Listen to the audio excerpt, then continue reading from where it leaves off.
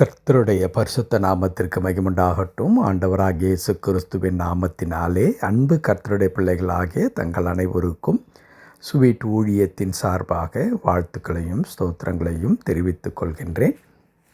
ஏசாயா தீர்க்கதரிசியின் புத்தகம் 54ஆம் அதிகாரம் 10வது வசனம். ஏசாயா 54ஆம் அதிகாரம் வசனம் 10. மலைகள் விலகினாலும் பர்வதங்கள் நிலை பெயர்ந்தாலும் என் கிருபை உன்னை விட்டு விலகாமலும் என் சமாதானத்தின் உடன்படிக்கை நிலை பெயராமலும் இருக்கும் என்று உன்மேல் மனதுருகிற கர்த்தர் சொல்லுகிறார். மலைகள் விலகினாலும் பர்வதங்கள் நிலை பெயர்ந்தாலும் என் கிருபை உன்னை விட்டு விலகாமலும் என் சமாதானத்தின் உடன்படிக்கை நிலை பெயராமல் இருக்கும் என்று உன்மேல் மனதுருகிற கர்த்தர் சொல்லுகிறார்.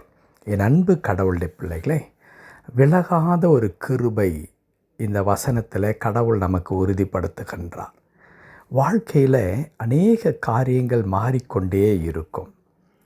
கடந்த ஆண்டின் அனுபவத்தை நாம் திரும்பி பார்ப்போமானால் இவ்வளோ காரியங்கள் மாறிக்கொண்டே இருக்கிறது. ஏன், நாம் வசித்த கிராமத்திற்கு சென்று பார்த்தால் அந்த கிராமம் நாம் பிறந்து வளரும் பொழுது இருந்ததை போல் இப்பொழுது இல்லை. அப்பொழுது இருந்த வீடுகள், அப்பொழுது இருந்த சாலை, அப்பொழுது இருந்ததான நிலங்களின் அமைப்பு எல்லாம் மாறி இருக்கிறதை பார்க்க முடியும். ஏன், நம்முடைய சொந்த சரீரம் கூட நாம் ஒரு சிறுவனாக இருக்கும் பொழுது இருந்ததைப் போல, இளைஞனாக இருந்ததைப் போல இப்பொழுதெல்லாம் இருப்பதில்லை. மாற்றங்கள் ஒன்றே மாறாதது என்று மக்கள் அவ்வப்பொழுது சொல்ல நாம் கேட்டிருக்கின்றோம். எல்லாம் மாறிக்கொண்டே இருக்கிறது. ஆனால் என் அன்பு கடவுளுடைய பிள்ளைகளே, ஒரு மாறாத ஒன்று நம்முடைய வாழ்க்கையில் என்றும் இருக்கிறது. அது என்ன? அதை தான் இங்கே கர்த்தர் உறுதிப்படுத்துகின்றார். என் கிருபை உன்னை விட்டு விலகாமல் உன் கூடவே எப்பொழுதும் இருக்கும் என்று சொல்லுகிறார். இந்த மாறிக்கொண்டே இருக்கின்ற இந்த உலகத்தில் ஒரு புதிய ஆண்டிற்குள் அடியெடுத்து வைக்கின்ற நம்முடைய வாழ்க்கையில் இந்த ஆண்டும் கூட பல மாற்றங்களை நாம் என்னத்தான் செய்ய போகிறோம்? பார்க்கத்தான் போகிறோம், சந்திக்கத்தான் போகின்றோம். மக்கள் மாறலாம். நேற்று எதிரியாய் இருந்தவர்கள் இன்றைக்கு நண்பர்களாகலாம். நேற்று நம்மை புரிந்து கொள்ளாமல் வெறுத்தவர்கள், நமக்கு விரோதமாய் செயல்பட்டவர்கள் ஒரு காலகட்டத்தில் நம்மை புரிந்து கொண்டு நமக்கு மிகவும் அன்பானவர்களாக மாறிப்போகலாம். அல்லது இன்றைக்கு நம்மை நேசிக்கிறவர்கள் நாளைக்கு ஏதோ ஒரு காரணத்தினாலே நம்மை அவர்களுக்கு பிடிக்காமற் போகலாம். இந்த ஆண்டில் என்ன வேண்டுமென்றாலும் நடக்கலாம். ஆனால் ஒன்று நிச்சயம், கடவுள் அதை உறுதிப்படுத்துகின்றார். அது என்ன? அவர் கொடுக்கின்ற கிருபை.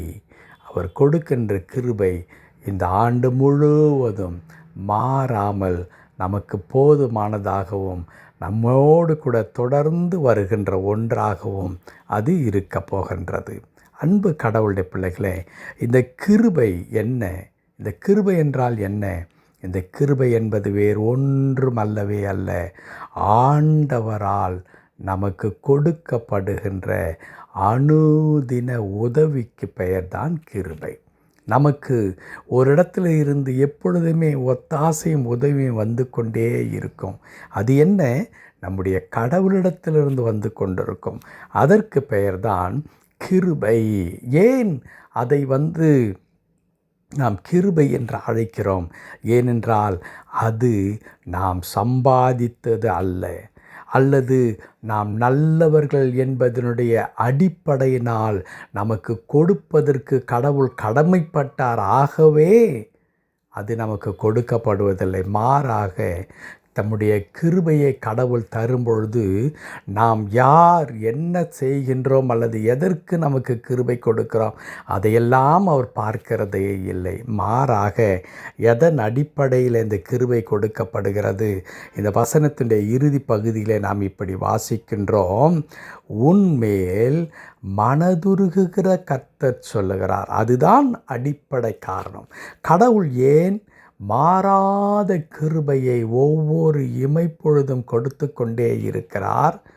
நான் நீதிமான் என்பதினால் அல்ல, நான் மிகவும் நல்லவன் என்பதனால் அல்ல, மாறாக கடவுள் என்றைக்குமே என்மேல் இரக்கமுள்ளவராயிருக்கிறபடினாலே, அவர் நம்மீது மனதுருகிறவராயிருக்கிறபடினால், அவருடைய மனதுருக்கம் என்ன செய்கிறது? நாம் உதவியில்லாமல் தவிக்கும் பொழுது அவரால் பொறுத்து கொள்ள முடியாது. ஆகவே அவர் கிருபையை நமக்கு கொடுத்து கொண்டே இருக்கின்றார். என் அன்பு கடவுளுடைய பிள்ளைகளே, இந்த ஆண்டில் ஒன்று உறுதி செய்யப்படுகிறது. அது என்ன? கிருபை நம்மை விட்டு விலகவே விலகாது. அந்த விலகாத கிருபை நம் கூட இருக்கிறபடியினால், அதுவும் நம்மீது மனதுருகிற கடவுள் அதை நமக்கு கொடுக்க போகிறபடியினால், அந்த கிருபை இந்த ஆண்டில் நம்மை சுகமாய் வாழச் செய்யும். நம்முடைய தேவைகள் எல்லாவற்றையும் அது நமக்கு கொண்டு வரும். ஒரு குறைவில்லாமல் இந்த உலகத்தில் இந்த ஆண்டு முழுவதும் வாழலாம். ஆகவே என் அன்பு கடவுளுடைய பிள்ளைகளே, இந்த மனதுருக்கம் நிறைந்த ஆண்டவரை நன்றியோடு எல்லா சூழ்நிலையிலும் துதிக்க கற்றுக்கொள்வோம். துதிக்க துதிக்க கிருபை பெருகிக்கொண்டே இருக்கும். கர்த்தர் தாம் இந்த வார்த்தையின்படியே நம்மை ஆசீர்வதித்து நமக்கு வேண்டிய கிருபைகளை ஒவ்வொரு இமைப்பொழுதும் தந்து நம்மை பாதுகாத்து வழி நடத்துவாராக. ஆமென், ஆமென்.